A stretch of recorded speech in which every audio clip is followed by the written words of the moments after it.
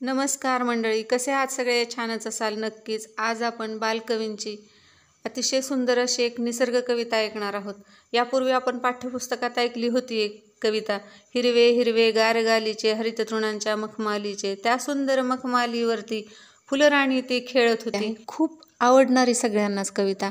आपण शाळेत असताना खूप मोठ्याने म्हणायचो बघा ही कविता, आणि सगळ्यांनाच आवडायची। कवितेचा अर्थ आपल्याला एवढं लक्षात यायचं नाही, परंतु त्याची जी टोन, लय, ते शब्द मनाला भुरळ घालणारे होते। तसंच ही औदुंबर ही सुद्धा कविता निसर्ग कविता आहे। अतिशय सुंदर असे शब्द याच्यामध्ये गुंफलेले आहेत। बालकवी जर आणखीन काही दिवस राहिले असते, जास्त दिवस जगले असते, तर निसर्गाची अनेक रूपं आपल्याला कवितेमधून पाहायला मिळाली असती, वाचायला मिळाली असती, बघायला मिळाली असती, जाणवायला मिळाली असती। तर ऐकूयात औदुंबर ही एक कविता। ऐल तटावर पैल तटावर हिरवाळी घेऊन, निळा सावळा झरा वाहतो बेटा बेटातून। ऐल तटावर पैल तटावर हिरवाळी घेऊन, निळा सावळा झरा वाहतो बेटा बेटातून। चार घरांचे गाव चिमुकले पैल टेकडीकडे, शेतमळ्यांची दाट लागली हिरवी गर्दी पुढे।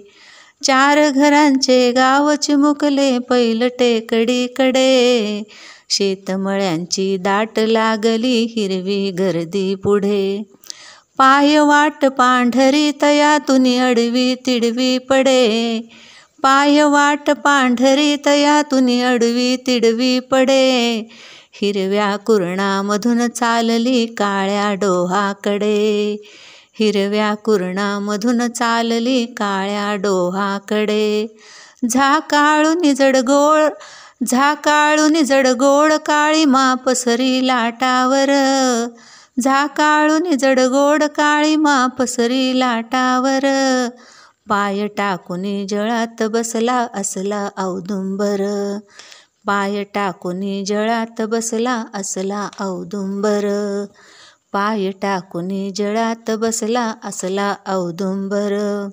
ऐल तटावर पैल तटावर हिरवाळी घेऊन, निळा सावळा झरा वाहतो बेटा बेटातून, निळा सावळा झरा वाहतो बेटा बेटातून।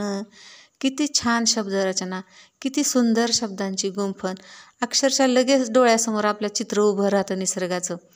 तर अशा या बालकवींना माझा सादर प्रणाम आणि धन्यवाद। मंडळी, कशी वाटली तुम्हाला कविता? आवडली का? आवडली असेल नक्कीच। आवडली असेल तर व्हिडिओला लाईक, शेअर, सबस्क्राईब करा, कारण तुमच्या मोटिवेशनची खूप गरज असते। धन्यवाद।